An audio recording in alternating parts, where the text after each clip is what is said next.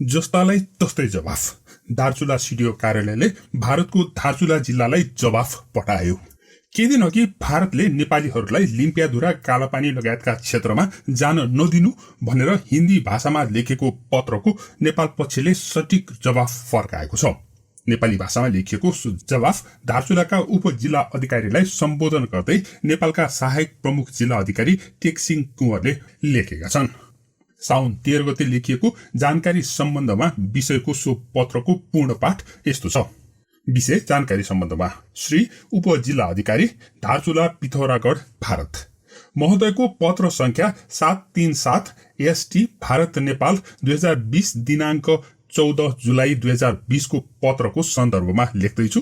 नेपाल र British east India company बीच सन् 1816 मा सम्पन्न सुगौली सन्धिको धारा 5 त्यस समयमा प्रकाशित नक्साहरू र ऐतिहासिक तथ्य एवं प्रमाणहरू अनुसार काली महाकाली नदी र सो पूर्वका लिम्पियाधुरा कुटी नाभी गुन्जी कालापानी र लिपुलेक लगायतका क्षेत्रहरू नेपालको भूभाग रहेको कुरा स्पष्ट नै छ। ती नेपाली भूभागहरूमा नेपालीहरूको आवत जावत स्वाभाविकै रहेको र त्यसमा कहीँ कतैबाट बाधा अड्चन हुनु हुँदैन भन्ने नेपालको धारणा रहेको कुरा जानकारी आदेश अनुसार गराउन चाहन्छु। टेकसिंह कुँवर सहायक प्रमुख जिल्ला अधिकारी। सो पत्र ट्विटरमा शेयर गर्दै प्रेम चापागाईले कालापानी विषयमा सरकार भन्दै 5 वटा मुद्दा लेख्नु भएको छ। नम्बर 1 नक्सा जारी, नम्बर 2 3 बोर्डर सुरक्षा फौज तैनात, नम्बर 3 3 वटा कूटनैतिक नोट, नम्बर 4 कालापानी नजिकका मानिसहरूलाई चामल वितरण, नम्बर 5 आज आदेश अनुसार जानकारी धन्यवाद मुटु भएको सरकार भनेर। भारत सरकारले वार्ता भने नगर्ने तर पत्र भने सो भूमि आफ्नो भन्दै दाबी गरेर पठाउने र सो पत्रलाई नेपालको जवाफको बारेमा तपाईँ के भन्नुहुन्छ कृपया कमेन्ट गर्नुहोला। नेपालमाथि भारतको यस्तो हैकम, लिम्पियाधुरा लगायतको क्षेत्रमा नेपाली नपठाउन भारतको पत्र। नेपालले कालापानीदेखि लिम्पियाधुरासम्मको क्षेत्र आफ्नो भूमि भएको दाबी गर्दै मुलुकको राजनीतिक र प्रशासनिक नक्सा जारी गरेपछि नेपाल र भारत बीचको सम्बन्धमा समस्या आएको छ। नेपालले बारम्बार भारतसँग वार्ताको लागि अनुरोध गरे पनि वास्ता नगरेको भारतले अहिले एक पत्र पठाएर लिम्पियाधुरामा नेपालीलाई नपठाउन धम्की दिएको छ।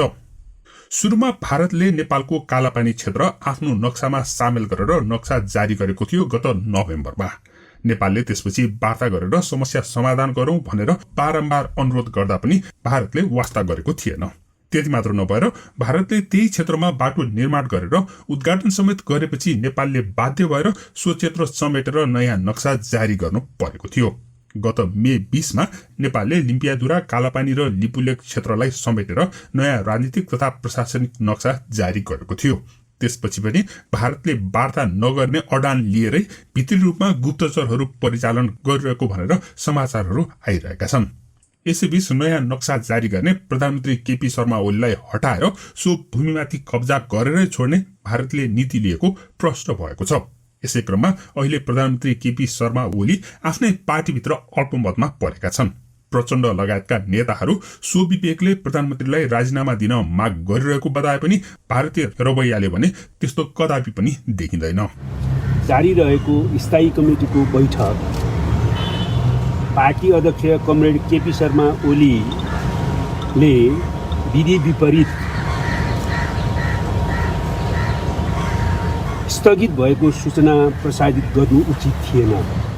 तपाईहरुले पनि सुन्नु भएको हुनुपर्छ। हप्ता 15 दिनमा प्रधानमन्त्री परिवर्तन हुँदैछ, गरिँदैछ। भारतका मिडियाहरू सुन्नुभएको होला, भारतका भौतिक बहसहरू सुन्नुभएको होला। कसरी भारतको राज्य संयन्त्र अचम्मसँग सक्रिय छ। पार्टी एकता गम्भीर सङ्कटको बोर्डमा पुग्न लागेको त होइन भन्ने गम्भीर चासो सहित saying that will India also post armed personnel all along the border? Pranay, इस पे मैं और कोई टिप्पणी नहीं करना चाहूँगा। नहीं होगा, वो हर जगह ज़मीन हड़पने में लगा रहता है। हुमला डिस्ट्रिक्ट है, उसका भागदौड़ खुला इलाका है। वहाँ की 6 हेक्टेयर ज़मीन पर चीन ने कब्जा कर लिया है। हुमला डिस्ट्रिक्ट की करावली नदी जाती है। उस नदी के आसपास का 4 हेक्टेयर का इलाका यस्तो लाग्छ भारतले नेपाली नेताहरूलाई नै आफ्नो चङ्गुलमा पारेर प्रधानमन्त्रीलाई हटाएर बदला लिने नीति लिएको छ। अहिले ओलीले राजीनामा दिन इन्कार गरिरहेको बेलामा भारतले सरकारलाई थप दबाब दिन पत्र पठाएको प्रश्न हुन्छ। यो पत्रको उद्देश्य पनि नेपालमा राजनीतिक संकट अझ बिग्रियोस् भन्ने भारतको मनाशय रहेको देखिन्छ। यसरी अहिले नक्सा मात्रै नभएर भूमि फिर्ता ल्याउन नेपाल सरकारलाई दबाब परिरहेको बेलामा भारतले सो भूमि नछोड्ने अडान लिँदै पत्र पठाएको छ। हिन्दी भाषामा लेखिएको सो पठाएको पत्रमा सीमा क्षेत्रमा नेपालीहरू अनधिकृत रूपमा प्रवेश गरेको हुनाले उनीहरूलाई रोक्न भनिएको छ। कालापानी, लिम्पियाधुरा लगायतको क्षेत्रमा नेपालीहरूको प्रवेश रोक्न भन्दै भारतको धारचुला जिल्ला प्रशासनले नेपालको जिल्ला प्रशासन कार्यालय दार्चुलालाई पत्र पठाएकोमा गुन्जी, कालापानी, लिम्पियाधुरा भारतीय भूमि रहेको दावी गरिएको छ।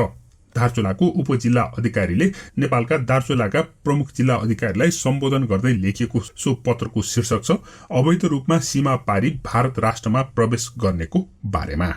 अनि हिन्दी भाषामा लेखिएको चिठीमा भनिएको छ उपरोक्त सन्दर्भमा भित्री सूत्रबाट पत्ता लागेको छ कि केही नेपाली गुट समूह भारतीय क्षेत्र गुन्जी, कालापानी, लिम्पियाधुरामा अवैध रूपमा लुकी छिपी सीमा पार गरेर आउन चाहन्छन्, जसले मिडियाको ध्यान आकृष्ट गर्न सकियोस् र दुवै देशको प्रशासनलाई दुःख दिन सकियोस्।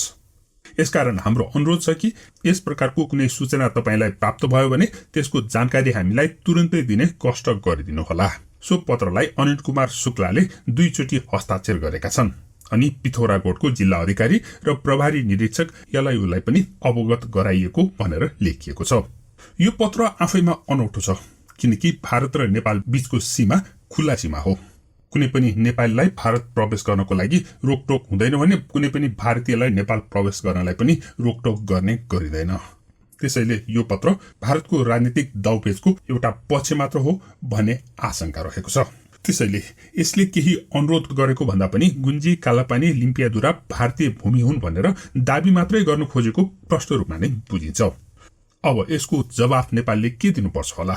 भारतले केन्द्रीय स्तरमा वार्ताको पहल नगरेर स्थानीय रूपमा पनि नेपाललाई घेराबन्दी गर्ने नीति लिएको हो कि? उताको जनसङ्ख्यासँग हाम्रो पहुँच कस्तो छ? 1962 देखि सेना राखेर उतापट्टि जानै दिएको छैन, उताका जनतासँग सम्पर्कै दिएको छैन, गर्नै दिएको छैन। उताका जनताका लागि हामीले के गरेका छौँ? त्यहाँका जनतामा नागरिकता कसको छ, त्यहाँ रासन कार्ड कसको छ भन्ने प्रश्न नेपालको नागरिकताधारीहरूले उठाइरहेका छन्। नागरिकता खल्तीमा नेपालीको छ, तर तर्क अर्काको पक्षबाटै गरिरहेका छ। 1962 देखि सेना राखेर ब्लक गरेपछि कसरी उताका नागरिकहरूसँग हाम्रो सम्पर्क सम्बन्ध हुन्छ? त्यसकारण सम्पर्क सम्बन्ध टुटाइदियो। प्रमाण हेर्दैन उनले। अब झन् गाह्रो हुन्छ।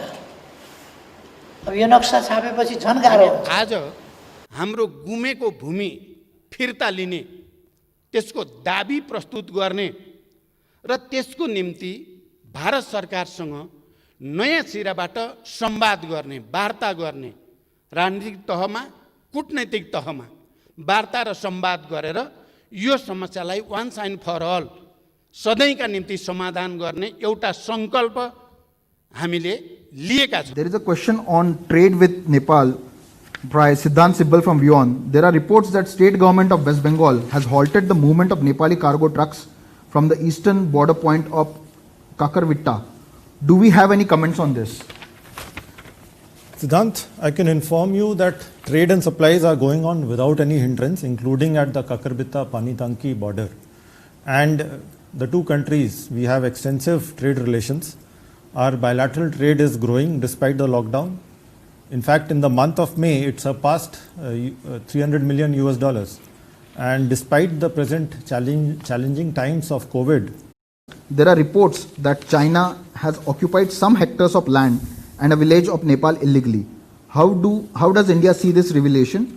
Sanjeev Trivedi from News 24 and Madhurendra from News Nation has also asked a question on similar lines. I would not like to comment on this. त्यस्तै नेपालले बनाएको नयाँ नक्साको विरोध गर्ने भारतीय मिडियाहरूले चीनलाई गाली गर्न र नेपालमा त्यस सम्बन्धी विवाद सिर्जना गर्नकै लागि भनेर चुच्चे नक्सा नै प्रयोग गरेको देख्दा पनि उनीहरू कतिसम्म कसिएर लागेका छन् भन्ने कुरा प्रष्ट नै हुन्छ।